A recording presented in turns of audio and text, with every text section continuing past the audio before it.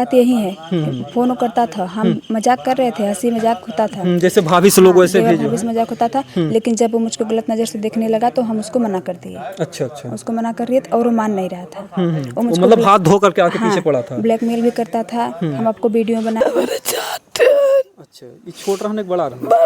अच्छा, सबसे बड़ा रहने। जब जात रहने यहाँ से तो कुछ बात और है रही को खूब झाड़ दिए ना मुझसे भैया से हमारे। बतिए ने कुछ भाई संजय बात वही रही भाई, वही सर्विस कर रहे, गाड़ी धोत रही। तब इतना कहन कि मैं जा घरे। अच्छा, आपसे कहन की जा घरे थे? हाँ, हम कहा भाई आज हमें ही रह देता त्योहार है, तू वहीं घरे जाता। कहा मनाई कि नहीं जा घरे बहुत दिन करा जा। हम चली आए। ऐसा नहीं बात हमसे हमार भैया बोला ना, नहीं हमेशा कहा माई बाबू नहीं है, हम तो शेर है भाई। अब हमें क्यों नहीं पूछा था?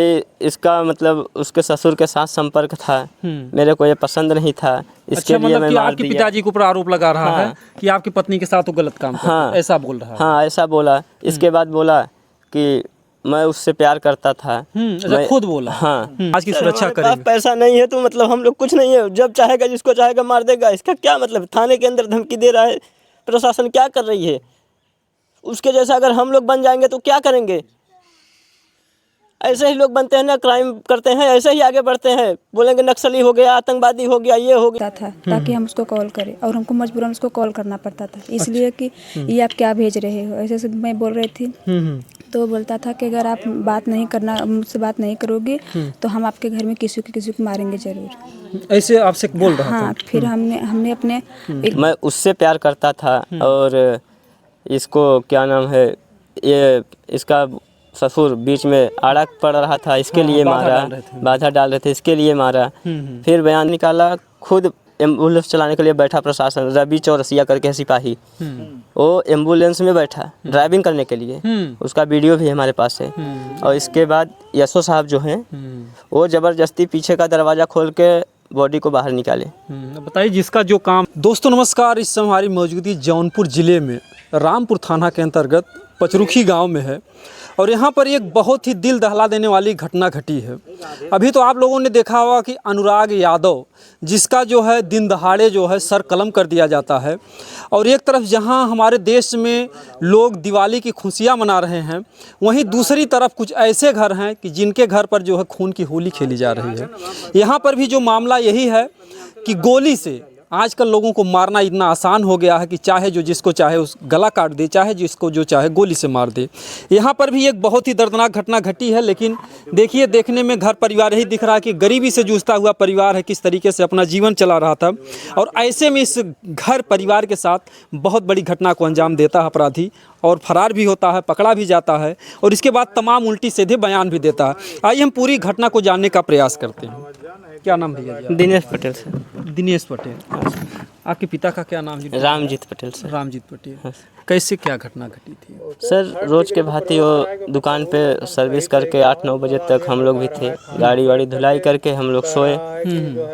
8-9 बजे के टाइम सोए हुए। इसके बाद मैं आया घर पे, पूजा वूजा करके, अपना गाड़ी उड़ी है हमारी, तो पूजा वूजा करके मैं भी गया। 11-12 बजे तक दुकान पे मौजूद था, तो उसके टाइम पे कुछ हुआ नहीं, तो हम लोग चले आए घर पे सोने के लिए। और रोज़ के भांति वो भी वहाँ सोए थे। और वहाँ पे सोए थे तो करीब 3 या 3:30 के करीब माता जी हमारी आई दुकान से। वो घर पे आई, बोली कि तुम्हारे पापा को कोई मार दिया है, खून बह रहा है, कुछ बोल नहीं रहे हैं। अच्छा, मतलब माता जी दौड़ी आई? हाँ। ये खबर मिलते ही हम लोग वहाँ पे दौड़ते हुए गए। वहाँ पे पहुँचने के 4 से 5 मिनट के बाद 100 नंबर आ गई। अच्छा। 100 नंबर मेरे से बोली कि आप 112 पे कॉल करिए, मैं रिपोर्टिंग करूँगा। मैं बोला ठीक है सर, करता हूँ। तो मैं एम्बुलेंस को कॉल खुद किया था। अच्छा। एम्बुलेंस को बुलाया, बॉडी उनका गर्म था इसके लिए। अच्छा, मतलब एम्बुलेंस वाला आया। सांसें चल रही थी? सर सांसें चल रही थी कि नहीं चल रही थी, बट बॉडी गर्म थी। हम लोग डॉक्टर तो है नहीं सर, पता करेंगे कि सांसें चल रही कि नहीं। तो करने के बाद चेक किया, तो मैं एम्बुलेंस में डाल दिया। वहाँ से 100 नंबर 112 पे कॉल चाचा का लड़का किया बाद में, वो लोग को आने के बाद। तो हम लोग यहाँ से लेके जा रहे थे बॉडी, तो रास्ते में मिले यशो साहब मिले, तो रामपुर ब्लॉक पे बॉडी नहीं जाने दिया। वो लेके गए मणियाहू में डॉक्टर ने मृत्यु घोषित किया। अच्छा। मृत्यु घोषित किया तो वहाँ से जो यशो साहब थे, वो डॉक्टर बोला कि घर लेके जाओ, परिवार को बॉडी हैंड ओवर कर दो। तो वहाँ पे हैंड ओवर नहीं करने दिए यशो साहब, वो ज़बरदस्ती करके गाड़ी लेके जाने लगे आगे। और उसमें मौजूद थे हमारे बड़े भाई थे, चाचा का लड़का था, हमारी माता जी थी, हमारे चाचा थे जिसका लड़का गोली मारा था, वो चाचा थे, उनकी पत्नी भी थी। तो हम लोग एम्बुलेंस वाला हम लोगों को कॉल किया कि भाई देखो ज़बरदस्ती करके हमको लेके जा रहे हैं जौनपुर, प्रशासन वाले। हाँ। तो मैं बोला भाई तुम जहाँ पे हो वहीं पे रुको, बॉडी हम लोगों को हैंड ओवर करके तुम अपना एम्बुलेंस घुमा लो वहीं से। हम लोग अपने साधन से गए यहाँ से। तो इसके पहले प्रशासन ने खुद से एम्बुलेंस के ड्राइवर को धक्का देके बाहर निकाला, खुद एम्बुलेंस चलाने के लिए बैठा प्रशासन। रवि चौरसिया करके सिपाही, वो एम्बुलेंस में बैठा ड्राइविंग करने के लिए, उसका वीडियो भी हमारे पास है। और इसके बाद यशो साहब जो हैं, वो ज़बरदस्ती पीछे का दरवाज़ा खोल के बॉडी को बाहर निकाले। बताइए, जिसका जो काम है, जो ड्राइवर है, जो पर डे एम्बुलेंस चला रहा है, अब यही देखिए जो है क्राइम बढ़ने का यही कारण होता है। अगर शासन प्रशासन के लोग सही तरीके से कार्रवाई करते तो ऐसी घटनाएं आए दिन नहीं घटती हैं। अभी अनुराग यादव को इस तरीके से निर्मम तरीके से, फिर उसी तरीके से यहाँ पर गोली से जो है मार दिया गया सोते हुए व्यक्ति को। बताइए कितनी दर्दनाक बात है। फिर इसके बाद क्या हुआ? इसके बाद सर यशो साहब गाड़ी एम्बुलेंस से लाश को निकाले, अपने पर्सनल गाड़ी में, जिस गाड़ी से चलते थे उस गाड़ी में डाले, और उसमें कोई लेडीज़ कांस्टेबल नहीं थी। फिर भी हमारी माता जी को धक्का देकर ज़बरदस्ती अंदर बैठाए। वहाँ से लेके फिर वो लोग चले गए, वहाँ से लेके गए जौनपुर मॉर्चरी हाउस। सर बिना हम लोगों को बॉडी हैंड ओवर किए एम्बुलेंस से निकाल के क्यों लेके गए? मैं ये पूछना चाहता हूँ प्रशासन से।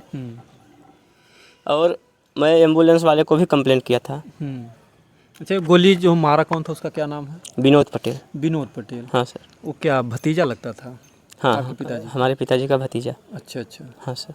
तो क्या दुश्मनी थी, क्यों मारा? कुछ पहले से वाद विवाद था कुछ? सर पहले से तो कुछ बात विवाद नहीं था, पहले तो साथ में ही रहते थे, खाते पीते थे। शादी के टाइम पे थोड़ा सा भाई कुछ कहा सुनी। किसकी शादी? हमारे छोटे भाई की शादी थी मई में। आपके छोटे भाई की तो शादी थी? शादी के दिन आया था, मठमंगरा के दिन रिश्तेदार हमारे भी आए थे। तो आके यहाँ बहस करने लगा, गाली गलौज करने लगा। तो उस गाली गलौज में भाई थोड़ा हाथापाई हुई है। तो क्या वो कहा था कि शादी नहीं करने देंगे, ऐसा कुछ? नहीं, ऐसा कुछ नहीं। वो ज़बरदस्ती कर रहा था कि मैं यहीं पर रहूँगा, यहीं पे खाऊँगा, सब करूँगा। और हम लोगों को उसका चाल व्यवहार अच्छा नहीं था, इसके लिए हम लोग मना कर रहे थे उसको कि भाई तू अपना देख, हम लोग अपना देखेंगे। मतलब ज़बरदस्ती कर रहा था कि हम आपके घर पे रहेंगे? हाँ, ज़बरदस्ती कर रहा था वो। तो सर दारू भी पिया था, ड्रिंक भी किया। उसके पहले भी कुछ लफड़ा आप लोगों से करता था? नहीं सर, कुछ नहीं। उसका जब भी चाल चलन हम लोग देख लिया कि सही नहीं है, तो उसको भाई बोला कि तू अपना रास्ता देख ले दूसरा, भाई हम लोग दूसरे रास्ते पे रहेंगे। क्या कभी बीच में धमकी उमकी भी दिया था कि हम आपको जान से मार देंगे? उसी टाइम पे दिया था। अच्छा, उस दिन शादी के दिन? शादी के दिन जब भी झगड़ा हुआ था, उसी दिन पे धमकी दिया था। अच्छा, जो शादी हुई थी छोटे भाई की, उन्हीं की पत्नी को इल्जाम भी लगा रहा है? नहीं सर, वो हमारी पत्नी को लगा रहा है। आपकी पत्नी के इल्जाम? हाँ सर। जी जी जी। वो झूठा इल्जाम लगा रहा है सर।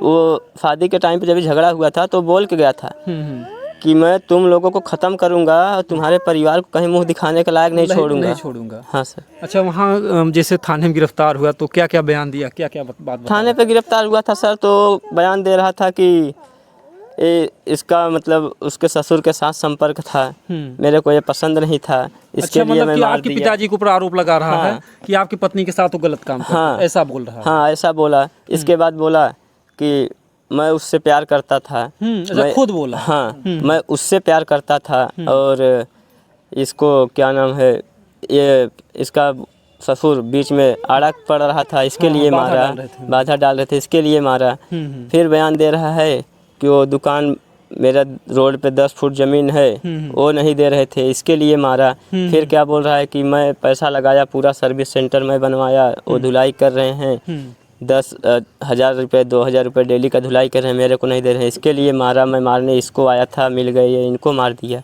अच्छा, किसको मारने के लिए बोल रहे थे? मेरे को मारने के लिए अच्छा, बोल आपको रहा मारने के लिए? हाँ मिल गए जो है मतलब आपके पिता? हाँ, उनको मार दिया। फिर क्या बोल रहा है कि थाने में उस दिन जिस दिन हम लोग अंतिम संस्कार करके वहाँ से आए रामघाट से जला के, उस दिन बोला कि अभी तो कुछ नहीं किया हूँ, अभी तो कुछ नहीं किया हूँ, मैं बाहर आ जाऊँगा तो समझ लेना कोई नहीं बचेगा। अच्छा, मारने के बाद भी ये धमकी दे रहा थाने था? के अंदर धमकी दे रहा है सर। थाने के इसमें अंदर? प्रशासन सोचिए कितना लापरवाही कर रही है।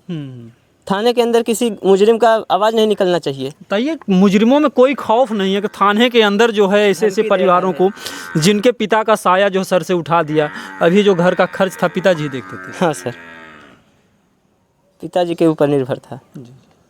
अब बताइए कि एक पिता जब दुनिया से चला जाता है तो बच्चे बेसहारा हो जाते हैं। इनकी माँ को जी, अच्छा दादी है? हाँ, ये दादी है हमारी। देखिए जो, तो क्या मांग है आपकी, क्या होना चाहिए? सर हमारा मांग यही है कि ये जो झूठा आरोप लगा रहा है उसको कड़ी से कड़ी कार्रवाई करके उसको पूछताछ की जाए। जैसे आपको ये लग रहा है कि अगर सख्ती से पूछताछ करते तो सही बोलता, वो सही बोलेगा। वो आराम से पूछ रहे हैं, कोई सजा तो उसको मिल नहीं रही? नहीं मिल रहा है। और इसके साथ जितने भी लोग हैं, हमारे गांव के हो या घर के हो या बाहर के हो, जितने भी हैं, वो कड़ाई से उसका छानबीन किया जाए।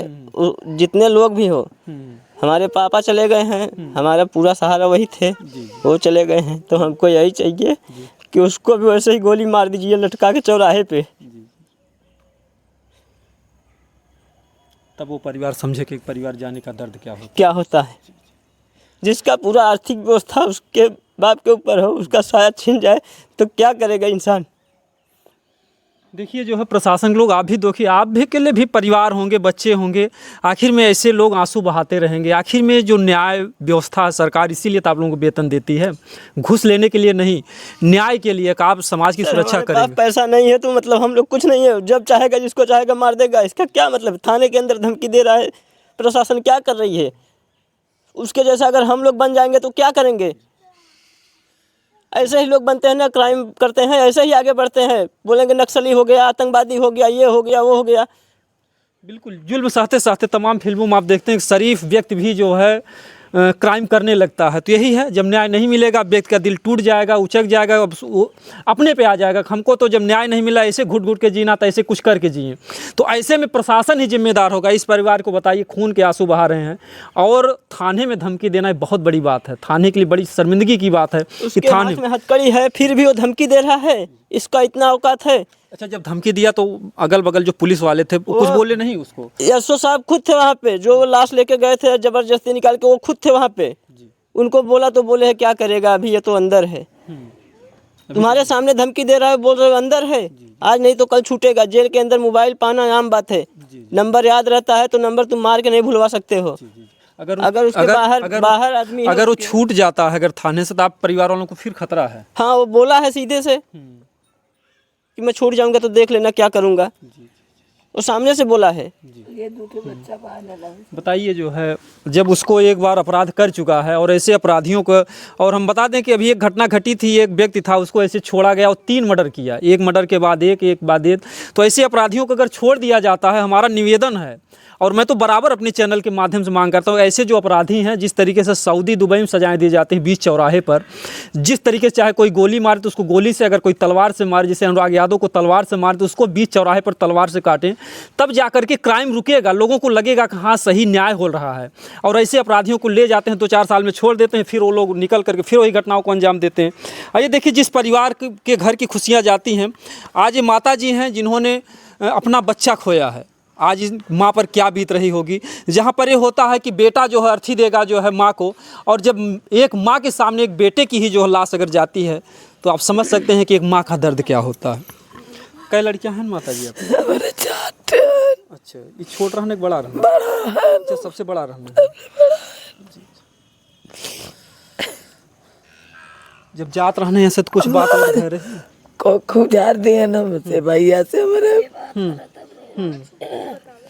बतिए ने कुछ भाई संजय बात वही रही, वही वही सर्विस कर रहे, गाड़ी धोत रही, तब इतना कहन कि मैं जा घरे अच्छा, आपसे कहन की जा घरे थे? हाँ हम कहा भैया आज हमें ही रह देता त्योहार है तू वहीं घरे जाता कहा मनाई कि नहीं जा घरे बातचीत करा जा हम चली आए।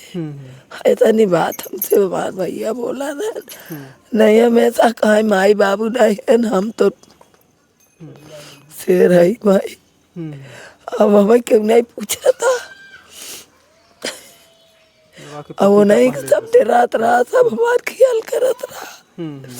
अब वो नहीं बहन क्यों नहीं पूछा तो दिन रात उसे परी है। घर के देखिए एक मुखिया गार्जियन थे और माँ का भी वो देख रेख करते थे। आज ये परिवार पूरी तरह से टूट चुका है। परिवार को तो नहीं लाया जा सकता है, लेकिन अच्छा माता जी जो मारा है गोली, वो कभी फिर झगड़ा झंझट कर रहा है? कभी नहीं, हमार ये नात दोनों एक थाली में खाया था, एक जगह कटिया पर सोए थे 2-4 साल के पहले। क्या का मांग है, का हो चाहिए जो गोली मारे बा? हमें वो चाहिए कि हमारा लाल मिले चाहिए और नहीं तो नहीं जिंदा है। हाँ वही हम नाती से बेनाती रहा, जब हम अपने लाल बदे कल्पत है तो नहीं हम कहा करब। यही है जो है इसी घटनाओं को अंजाम देते हैं और इस परिवार की एक ही मांग है कि जैसे इनके साथ हुआ है वैसे उनके भी साथ हो।